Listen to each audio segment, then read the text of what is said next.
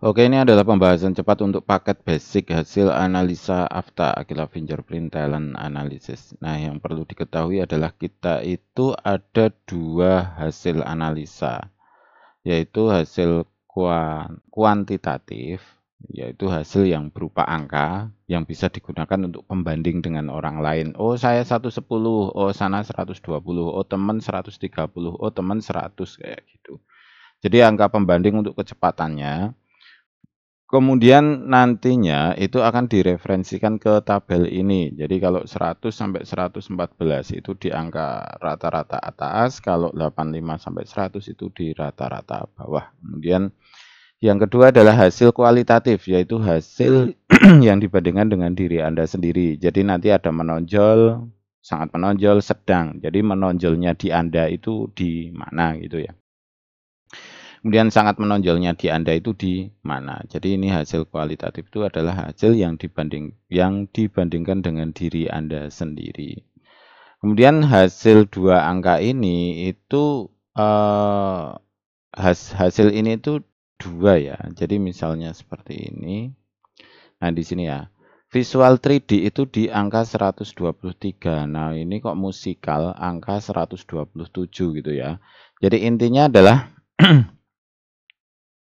hasil sangat menonjol, hasil kualitatif itu tidak berhubungan dengan hasil kuantitatif di sini. Jadi kok ini 123 sangat menonjol, ini 126 kok malah sedang. Oh, ini menonjol kok 126.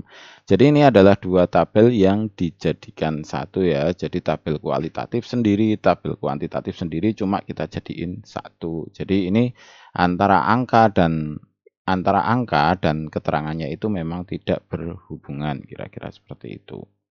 Kemudian kita masuk ke tipe belajar ya. Tipe belajar itu biasanya kan cuma ada tiga ya, visual, audio, kinestetik. Nah, kita tambahkan thinker dan imaginator.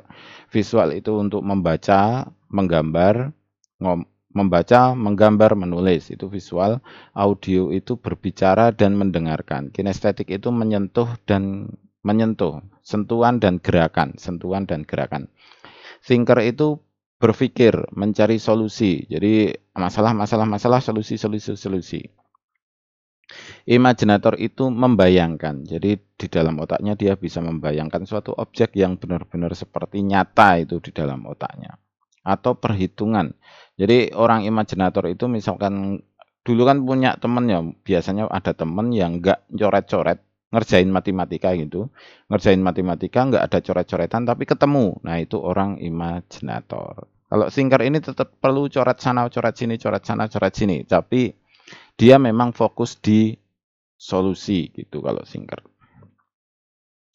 Nah, keterangannya ada ini secara luas ya, tipe belajarnya. Kemudian berikutnya adalah dominasi otak. Jika perbedaan di dominasi otak itu lebih dari 5%, maka akan dianggap memiliki dominan di salah satu otak, misal otak kiri atau otak kanan. Di sini kasus ini di dominan otak kiri ya.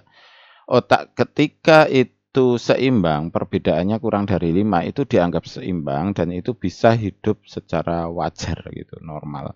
Nah, namun di sini otak kiri, di sini kan dominan kiri. Kalau dominan di salah satu, misal otak kiri gitu ya, itu dia otaknya berbasis logis, logika, kemudian biasanya itu ciri-cirinya terlihat seperti introvert, bukan introvert ya, namun seperti orang introvert karena dia lebih ke logika, tidak terlalu mementingkan tentang sosial. Nah, kebalikannya ketika dominan otak kanan otomatis lebih mementingkan sosial. Solusi-solusinya itu pakai pakai pemikiran sosial, pemikirannya sosial.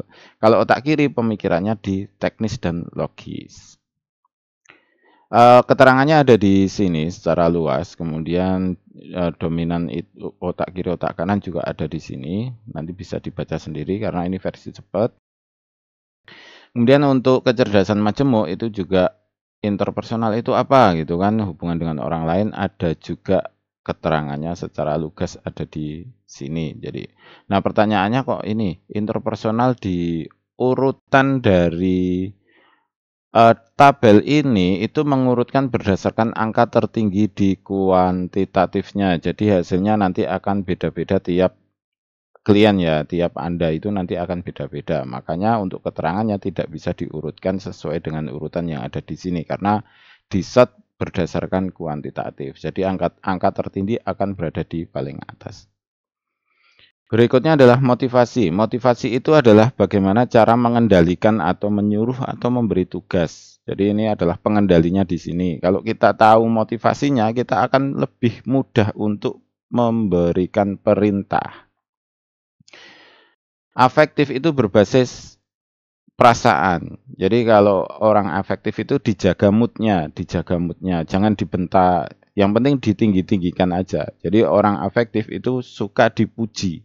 Jadi pujilah dia, maka dia akan mudah untuk diperintah. Pujilah dia. Berikan pujian, berikan tepuk tangan, berikan apresiasi, itu dia akan mudah diberikan perintah. Orang kognitif itu logis atau keuntungan. Jadi berbasis keuntungan. Kalau ini terasa menguntungkan, maka dia akan bergerak atau mau melakukan perintah tersebut. Jadi berbasis keuntungan. Menguntungkan buat dia. Nah, menguntungkan di sini bukan berarti menguntungkan hanya dalam bentuk uang ya. Jadi menguntungkan dalam berbagai aspek. Misal menguntungkan karena selain itu misalnya saya kalau ketemu dia kalau melakukan ini akan jadi ini gitu. Jadi bisa jabatan apapun lah, bukan hanya tentang uang yang menguntungkan ya. Kemudian kritis itu orang yang selalu ngomong terus. Jadi ketika diberi perintah maka dia akan menjawab dulu. Dan ini perlu diberikan jawaban yang logis juga. Jawaban yang logis. Kemudian reflektif itu hadiah paling mudah ya hadiah ini. Karena apa? Kamu beli apa nanti tak kasih apa. Jadi memang harus hadiah gitu. Jadi kalau tahu ini kita nggak akan nggak terlalu pusing cara memberikan perintah seperti apa. Orang afektif ya berarti kita tinggikan aja, kita puji-puji. Kognitif harus diberi keuntungan, kritis harus diajak ngobrol, reflektif harus diberi hadiah. Jadi sebenarnya lebih simpel seperti itu. Makanya ini analisa ini agak berbahaya kalau diketahui orang lain sebenarnya. Udah ya, kira-kira seperti itu.